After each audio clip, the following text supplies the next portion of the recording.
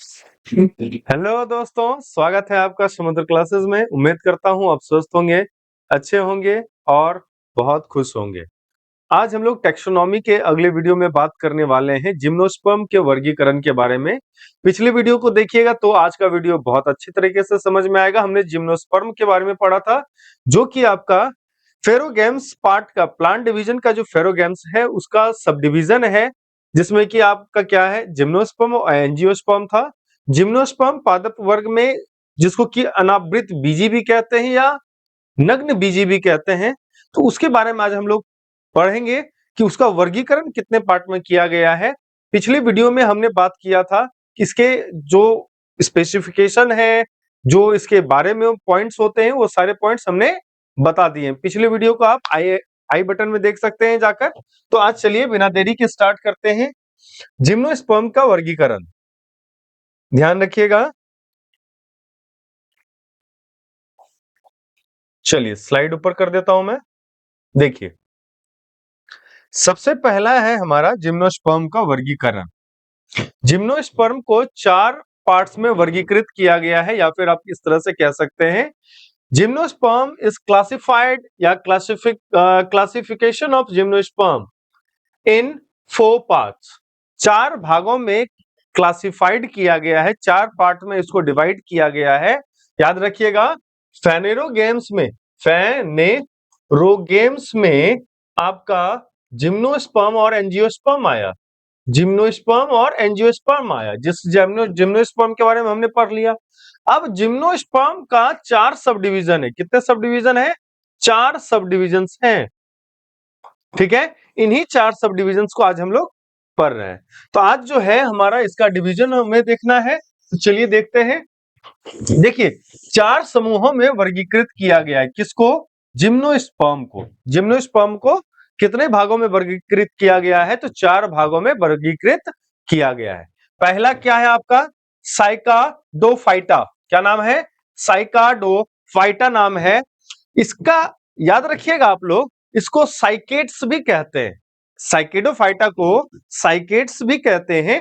अब इसमें क्या है, याद रखिएगा कि जो पॉइंट्स हमने जिम्नोस्पर्म में जिक्र किए हैं, उन्हीं पॉइंट्स में से कुछ पॉइंट होंगे, कुछ पॉइंट नहीं होंगे। ठीक है, तो सबसे पहले पॉइंट्स को देखिए क्या है। ये अधिकतर द्विलिंगी पौधे होते हैं। अब द्विलिंगी और एकलिंगी दोनों के बारे में हमने बताया है। तो एकलिंगी क्या होता है? जिस पेड़ में क्या होता है कि मादा और नर दोनों एक में ही हो जाएगा, तो वो होगा एकलिंगी, है ना। और जब मादा पौधा और पुरुष पौधा, नर पौधा जो है अलग अलग होगा, तो वो द्विलिंगी में काउंट आएगा। याद रखिएगा, ठीक है। तो यहां पर बात क्या करता है, ये अधिकतर क्या होते हैं? द्विलिंगी पौधे होते हैं, है ना। मोस्टली क्या होता है? डाइशियस प्लांट्स होते हैं, द्विलिंगी पौधे होते हैं। और कहता है पृथक नर और मादा पौधे होते हैं, मतलब नर पौधा अलग होता है और मादा पौधा अलग होता है, जैसे अभी हमने एकलिंगी और द्विलिंगी के बारे में बताया है। उसके बाद बात करता है, इनके तने मोटे, पत्तियां बड़ी और पत्रक छोटे होते हैं। क्या होते हैं? तो याद रखिएगा, इनके तने कैसे होते हैं? मोटे होते हैं। देखिएगा, इसके तने कैसे होते हैं? मोटे होते हैं। और क्या? पत्तियां देखिएगा, तो पत्तियां बहुत लंबी लंबी पत्तियां होती है, बहुत लंबी लंबी पत्तियां होती है। इमेज भी दिया हुआ, इमेज भी आप देख सकते हैं। उसके बाद इसके जो पत्रक होते हैं, है ना, पत्रक होते हैं, लिफलेट्स होते हैं, वो क्या होते हैं? छोटे होते हैं। ये जो लिफलेट्स होता है वो बहुत छोटा होता है। ठीक है, पत्तियां बड़ी होती है, लिफलेट्स जो पत्रक होते हैं वो बहुत छोटे होते हैं। कहता है ये अधिकतर उष्ण कटिबंधीय और उपोष्ण कटिबंधीय क्षेत्रों में पाए जाते हैं। इनका पाए जाने का स्थान कहां कहां पर है? याद रखिएगा, उष्ण कटिबंधीय क्षेत्र और उपोष्ण कटिबंधीय क्षेत्र। अब ये उष्ण कटिबंधीय क्षेत्र क्या होता है और उपोष्ण कटिबंधीय क्षेत्र क्या होता है? तो भूगोल में ये विशेषतर हम लोग पढ़ते हैं।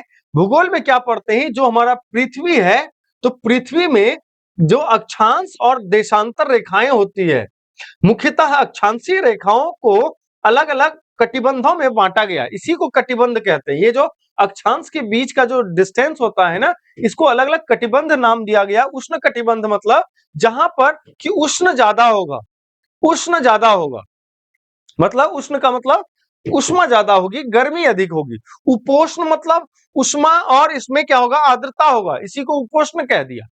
ठीक है, और इसी क्षेत्र में ये पाया जाएगा। कौन पाया जाएगा, तो साइकेट्स जो है, साइकेट्स जिम्नोस्पर्म का एक वर्गीकरण है जो कहां पाया जाएगा, उष्ण कटिबंध और उपोष्ण कटिबंध दोनों क्षेत्रों में पाए जाते हैं।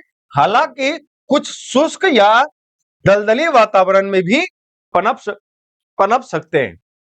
कहां कहां पर पनप सकते हैं, शुष्क क्षेत्रों में भी पनप सकते हैं, और साथ साथ दलदली वातावरण जहां पे दलदल होता है वहां पर भी ये पनप सकते हैं। कौन, साइकेट्स।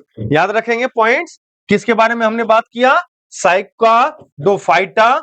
तोड़ के नाम पढ़ने का प्रयास कीजिएगा, अगर एक बार में नाम प्रोनाउंस ना हो पाए इसको तोड़ के पढ़ने का प्रयास कीजिएगा। मैं आपको बता देता हूं इसको तोड़िएगा कैसे, याद रखिएगा, साइकाडोफाइटा।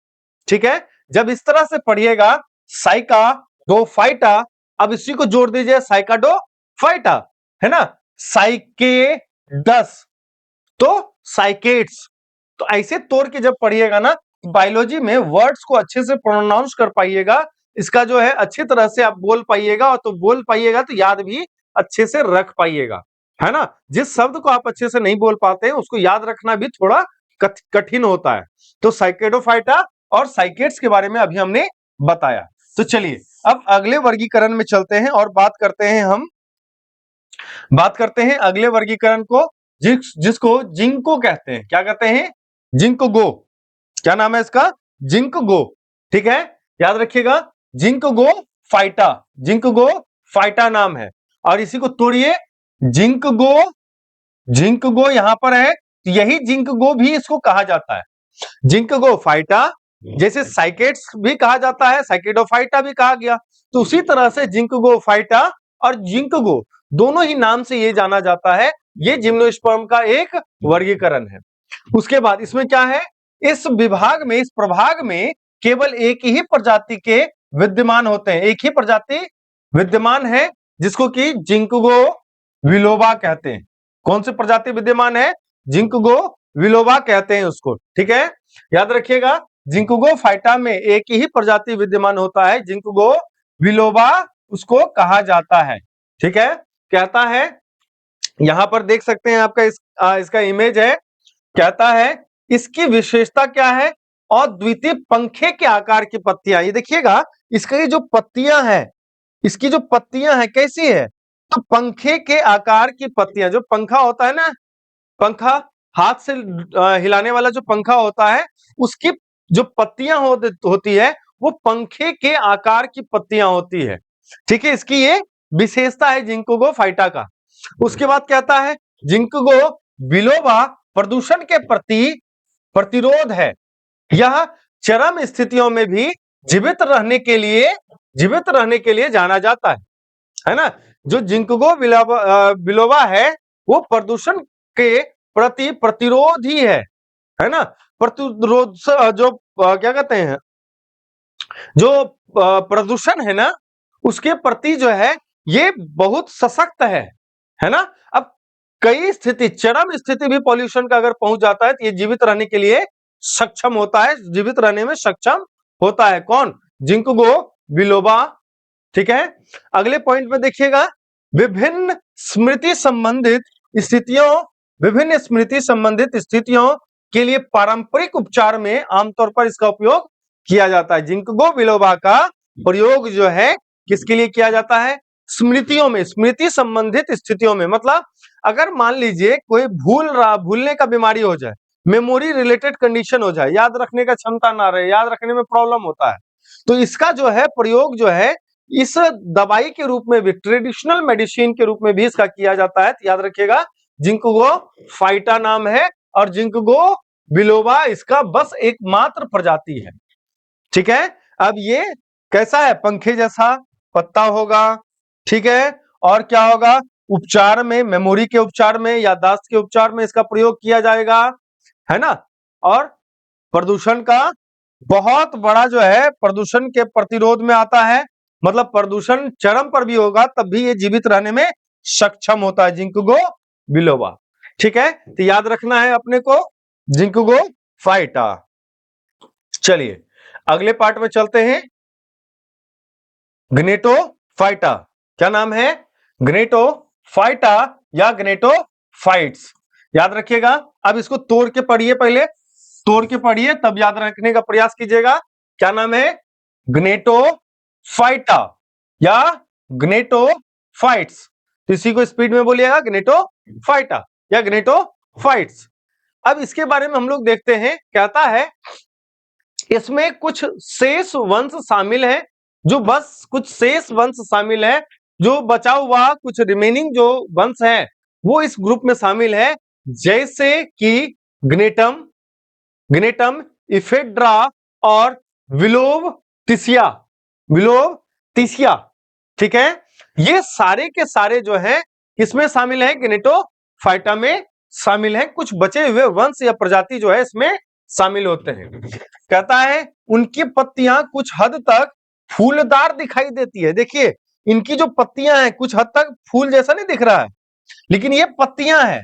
ये जो देख रहे हैं आप, जो निकला हुआ है ये पत्तियां हैं, लेकिन फूल जैसा संरचना बना रहा है। कहता फूलदार दिखाई दे सकती हैं, जो एंजियोस्पर्म के साथ विकासवादी संबंध का संकेत देती है।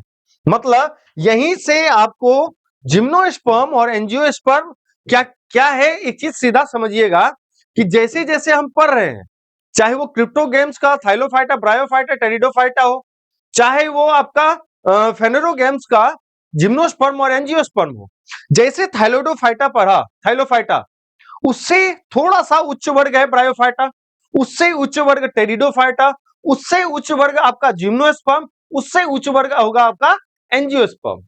तो कहता है ये जो पौधे हैं, कौन सा? ग्नेटोफाइटा जो है, इसकी पत्तियां फूलदार है, फूल के समान है ना, जैसे कि फूल होने का प्रतीत होता है कि फूल जैसा है। तो कहता है जो एंजियोस्पर्म के साथ विकासवादी संबंध को दर्शाता है। मतलब हो गया कि अब जो विकास होगा पौधों का, है ना, वो विकास किसमें होगा? तो अब एंजियोस्पर्म में इसका विकास होगा। ठीक है, ये एक संबंध दिखाता है जिम्नोस्पर्म से एंजियोस्पर्म पहुंचने का। कहता है जाइलम में वाहिकाएं होती है, जाइलम में वाहिकाएं। देखिए सिंपल बात है, जब हम एंजियोस्पर्म के बारे में पढ़ रहे हैं तो ये सुविकसित होता है। कैसा होता है? सुविकसित होता है, मतलब जाइलम फ्लोएम प्रॉपर तरीके से होगा, है ना, पत्तियां होंगी, पेड़ होंगे, ये पूरी तरह से विकसित होता है। इसके पार्ट्स में, पौधे के भागों में हम विभेदन कर सकते हैं कि इसकी ये पत्तियां हैं, इसके ये तने हैं, इसमें ये आपका बीज है, ऐसे हम विभेदित कर सकते हैं। तभी तो हम लोग क्या पढ़ रहे हैं? जिम्नोस्पर्म पढ़ रहे हैं। तो जाइलम और फ्लोएम जैसी वाहिकाएं होती है, यह विशेषता एंजियोस्पर्म के साथ साझा की जाती है।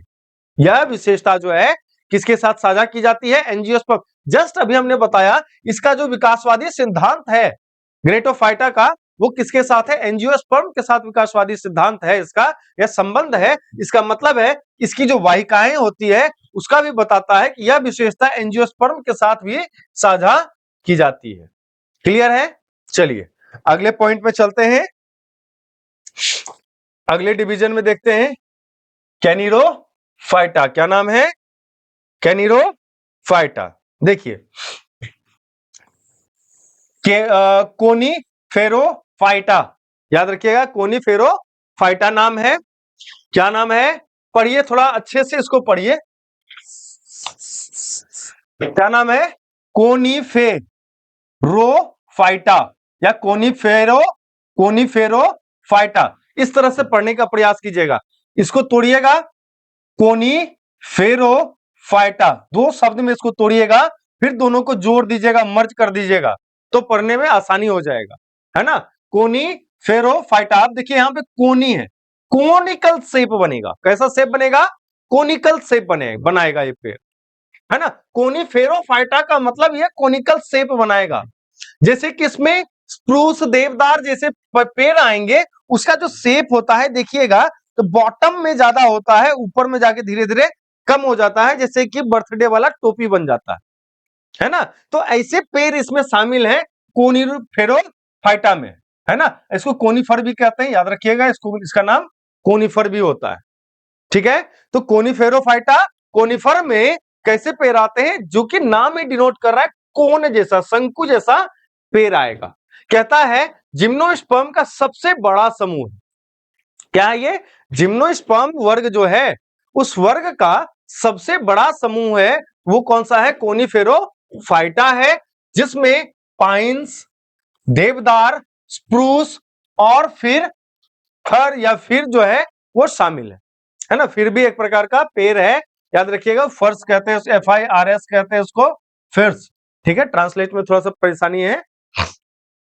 कौन कौन से पौधे आते हैं, याद रखिएगा, कोनिफेरोफाइटा में पाइन्स, देवदार, स्प्रूस और फर्स, ये पौधे जो हैं इसमें शामिल हैं। सामान्यतः जो है ये जो पौधे होते हैं वो सदाबहार होते हैं, वर्ष भर पत्तियां बरकरार रहती है। सदाबहार का मतलब यही हुआ कि सदाबहार, है ना, मतलब हमेशा रहेगा। ये कैसा रहेगा, एवरग्रीन, हमेशा हरा भरा रहेगा। ठीक है, और क्या होगा, इसमें जो है पत्तियां, जैसे कि नॉर्मल पेड़ पौधे में हम देखते हैं क्या होता है, पत्तियां जो है वो बसंत के आसपास जो है वो झड़ने लगती है ना, फिर नई पत्तियां आती है। ये पत्तियां नहीं तो आएंगी, लेकिन ये वर्ष भर इसमें हरी पत्तियां जो है वो बनी रहती है। कौन सा है ये, तो याद रखिएगा, तो कोनिफेरोफाइटा में। उसके बाद कहता है सामान्यतः मध्यम से ठंड जलवायु वाले समशीतोष्ण क्षेत्रों में पाया जाता है, जहां पर कि उष्मा मतलब उष्ण और शीत दोनों बराबर हो जाएगा। समशीतोष्ण, बराबर बराबर उष्ण और शीत होगा, उस क्षेत्र को समशीतोष्ण कटिबंधीय क्षेत्र कहते हैं। नाम में ही समझ में आ जाता है, सम मतलब बराबर, शीत ठंडा, उष्ण तो गर्मी, है ना, बराबर शीत और गर्मी होगा, ऐसे क्षेत्र को समशीतोष्ण भी बोला। और मध्यम बीच वाला ठंडा जलवायु वाला जो क्षेत्र होगा वहां पर आपको कोनिफेरोफाइटा या कोनिफर का पेड़ मिल जाएगा, जिसमें कौन कौन आता है, आपका पाइन्स आता है, देवदार आता है, स्प्रूस आता है और फर्स आता है। ठीक है, तो मेरे ख्याल से जो चार भाग या चार वर्गीकरण हमने बताए वो आपको क्लियर हो गया होगा। पहला वर्ग देखिए, आखिरी वर्गीकरण कौन सा था, कोनिफेरोफाइटा, उसके बाद गनेटोफाइटा, उसके बाद जिंकोगोफाइटा, उसके बाद आपका साइकाडोफाइटा। ये चार वर्गीकरण जो है हमने देखे जिम्नोस्पर्म के। उम्मीद करता हूं कि ये चारों वर्गीकरण आपने अपने पेन और पेपर पर नोट डाउन कर लिया होगा, या फिर आपको उतना समय जरूर मिला होगा जिससे कि आप स्क्रीनशॉट ले सके और इस वीडियो में जो भी कंटेंट है या इंफॉर्मेशन है उसको आप अपने पास रख सके और आगे परीक्षा में इसका प्रयोग कर सके। तब तक इस वीडियो को अच्छे से देखने के लिए धन्यवाद। आप इस वीडियो को अगर आपने अभी तक देखा है तो वीडियो में कमेंट जरूर करें, लाइक जरूर करें। अगर अभी तक आपने चैनल को सब्सक्राइब नहीं किया है तो आप चैनल को सब्सक्राइब जरूर करें और हमारे प्रीवियस वीडियो को भी देखते रहें। लिंक बना दीजिए, जोड़ दीजिए अपने दोस्तों तक भेजते भेजते। चलिए तब तक मिलते हैं फिर अगले वीडियो में। जय हिंद, जय Bharat, thank you so much.